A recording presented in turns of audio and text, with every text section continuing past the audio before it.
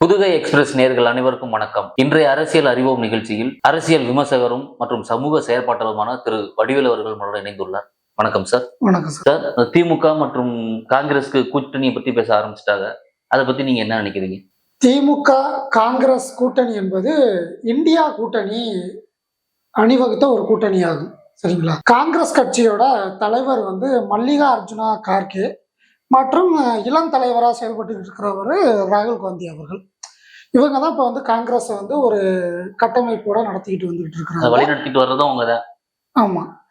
அதுல இப்போ மு.க. ஸ்டாலின் அவர்களா இருக்கட்டும், ராகுல் காந்தியா இருக்கட்டும், அண்ணன் தம்பியாவே ஒரு உறவு அவங்களுக்குள்ள நீடிச்சுக்கிட்டு இருக்கு அப்படிங்கிறதான் அதிகப்படியா சொல்லிட்டு வந்துட்டு இருக்கிறாங்க. இன்னைக்கு திமுகவோட கூட்டணி பேச்சுவார்த்தை நடத்துறதுக்காக டெல்லியில இருந்து கிரீஸ் ஜோடாங்கர் என்பவரோட கூட்டணி தலைமையில தான் இன்னைக்கு திமுகவோட பேச வந்திருக்கிறாங்க. தமிழ்நாடோட காங்கிரஸ் கட்சி தலைவர் செல்வ பெருந்தகை அவர்கள் கூட அவங்களும் இருக்கிறாங்க. இவங்க முன்னிலையில தான் இன்னைக்கு பேச்சுவார்த்தைகள் நடந்திருக்குது. இந்த பேச்சுவார்த்தை நடக்குங்கிறது வருகின்ற 2026 தேர்தலில் தொகுதி பங்கீடுகளை பற்றி பேசுறதுக்கான முதல் படி தான் இந்த இன்னைக்கு உள்ள கூட்டணியோட பேச்சுவார்த்தைகள். இதுல எத்தனை சீட்டு கேட்குறாங்க என்ன அப்படிங்கிறதான விவாதங்கள் பேசி முடிச்சிருக்கிறாங்க. இப்ப பாத்தீங்கன்னா இப்போ 2021 திமுகவும் காங்கிரஸ் கூட்டணியில எத்தனை சீட்டு கொடுத்தாங்க, இப்ப காங்கிரஸ் அணி எத்தனை சீட்டு கேட்கறாங்க, இவங்க எத்தனை சீட்டு கொடுக்க வாய்ப்பு இருக்கு, இதை பத்தின விவரங்கள் கொஞ்சம் சொல்லுங்க சார். கடந்த 2021 சட்டமன்ற தேர்தலில் திமுக காங்கிரஸ் கூட்டணி காங்கிரஸுக்கு 25 தொகுதிகளை ஒதுக்குனுச்சு. அதுல தீவிரமா திமுக கூட்டணிகள் அடுத்து உள்ள சில சின்ன கட்சிகள் கூட்டணிகள் ஆதரவோட 18 சட்டமன்ற தொகுதிகளை காங்கிரஸ் கைப்பற்றுச்சு. அதன்படி ஓரளவுக்கு காங்கிரஸ் கொடுத்த சீட்டுக்கு ஜெயிச்சு குடிச்சிச்சு அப்படின்னே சொல்ல முடியும். இப்ப இன்னைக்கு நடந்த கூட்டணி பேச்சுவார்த்தைகள்ல காங்கிரஸ் 40 தொகுதிகளுக்கு மிகாமல் இந்த வாட்டி அதிகப்படியான சீட்டுகளையும் கேட்டதோட இல்லாம ஆட்சியிலையும் பங்கு கேட்டிருக்கு, அதிகாரத்திலையும் பங்கு கேட்டிருக்கு அப்படிங்கிற செய்திகள் வந்துகிட்டு தான் இருக்குது.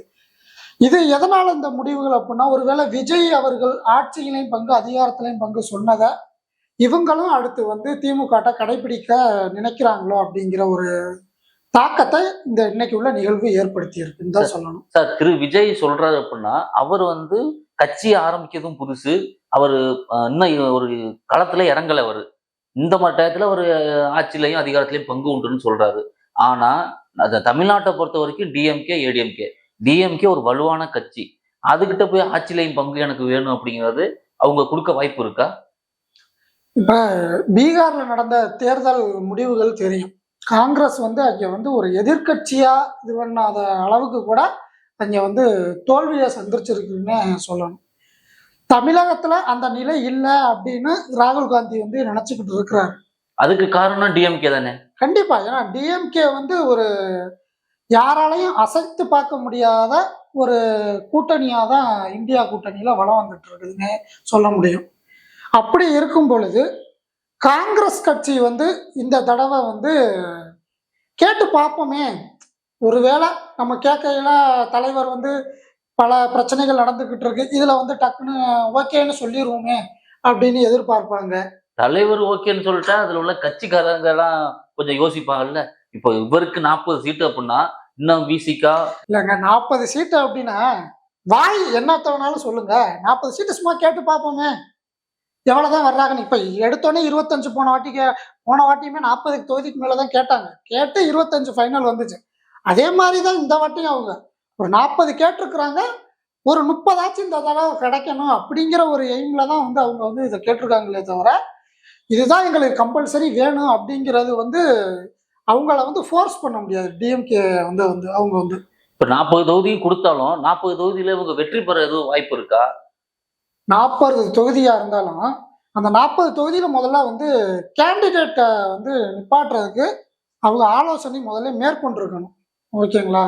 இது என்னதான் இருந்தாலும் ஃபர்ஸ்ட் அவங்க கிட்ட கேண்டிடேட்டுக்கு ஆள் இருக்கா காங்கிரஸுக்கு? இல்ல. காங்கிரஸ் இப்ப தமிழகத்துல அதிகப்படியான செயல்பாடுகள்ல இல்ல. ஏதாச்சும் திடீர்னு ஒரு போராட்டத்துக்கு வரும், இது ஒண்ணும் ஏதாச்சும் ஒரு நிகழ்ச்சிகளுக்கு டிஎம்கேயோட சேர்ந்து கூட்டணியோட வருவாங்க, அவ்வளவுதானே தவிர அவங்களோட நிலைப்பாடெல்லாம் குறைஞ்சிருச்சு.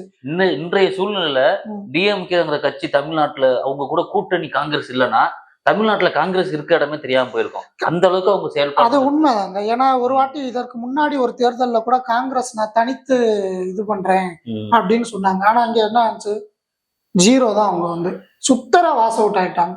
அதுக்கப்புறம் தான் அவங்களுக்கே தெரிய ஆரம்பிச்சிருச்சு, திமுக இல்லாட்டினா நம்மளும் காங்கிரஸ் வந்து அழிஞ்சிருவோம் அப்படின்ட்டு தான் இப்ப வரைக்கும் ஓகே கொடுக்கறது கொடுக்கட்டும் அப்படின்னு கூட்டணியிலேயே போயிட்டு இருக்கிறாங்க அவங்க. சார், இப்ப காங்கிரஸ் வந்து 40 சட்டமன்ற தொகுதிகள் கேட்கிறாரு. அது எதன் அடிப்படையில அவங்க கேட்கிறாரு?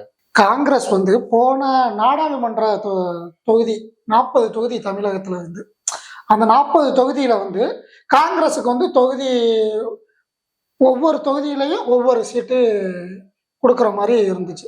அப்ப 40 தொகுதியில 40 வேட்பாளர்.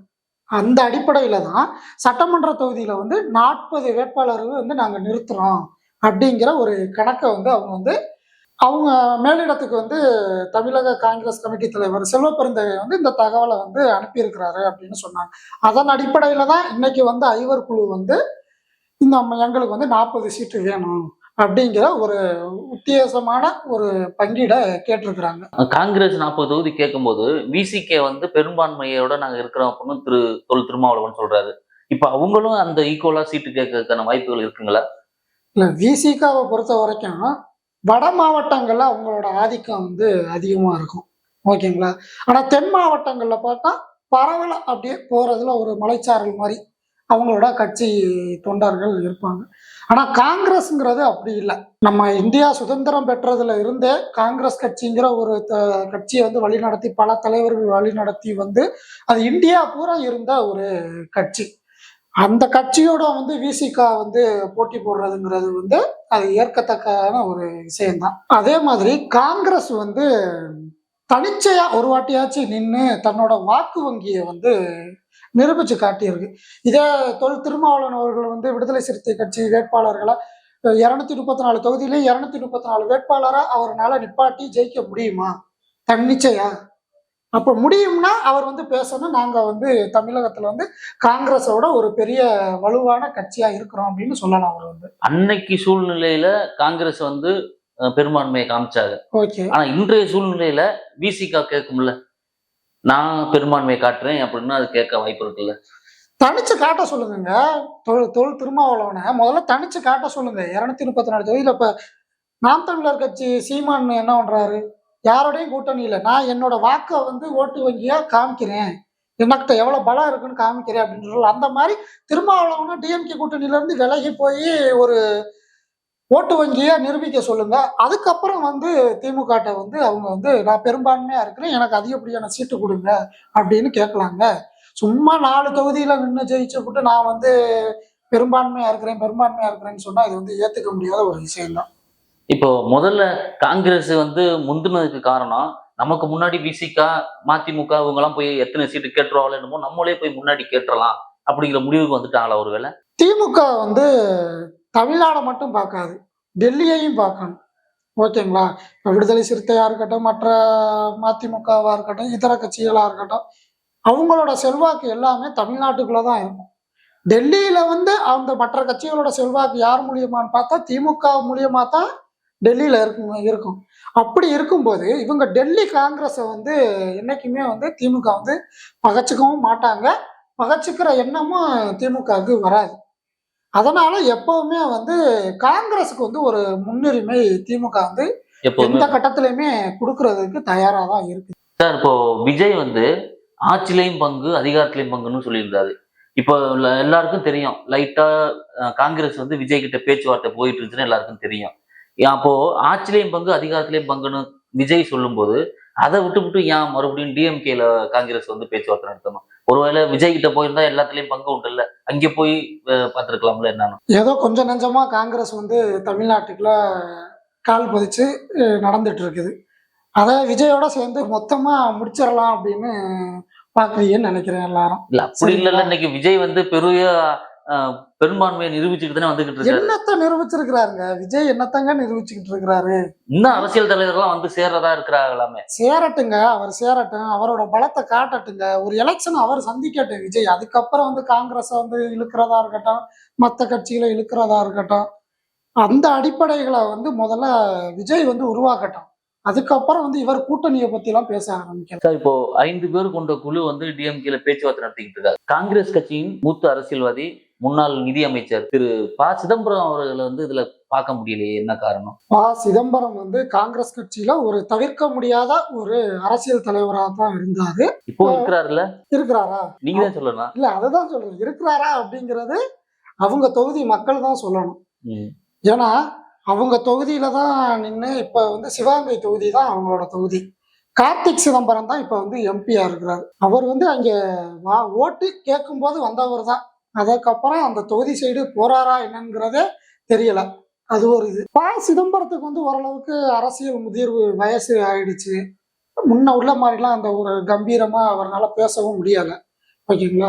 இருந்தாலும் இந்த தமிழகத்துல உள்ள முக்கியமான காங்கிரஸ் தலைவர் சிதம்பரம் அவர்கள் இந்த ஐவர் குழுவுல வந்து அவரையும் கூட்டிக்கிட்டு போய் பேசியிருக்கலாம் அப்படிங்கிறது என்னோட கருத்து தான். ஓகே, தெளிவான விளக்கங்களை நம்மளுடன் திரு வடிவேல் அவர்கள் பகிர்ந்துள்ளார். பொறுத்திருந்துதான் பார்க்க வேண்டும். திமுக கூட்டணியில் காங்கிரஸ் அணி தனது முதற்கட்ட பேச்சுவார்த்தையை நடத்தியுள்ளது. திமுக கூட்டணியில் அதற்கு அடுத்தபடியாக 2ஆம் கட்ட பேச்சுவார்த்தையில் என்ன நடக்க போறது என்பதை பொறுத்திருந்துதான் பார்க்க வேண்டும். நன்றி, வணக்கம்.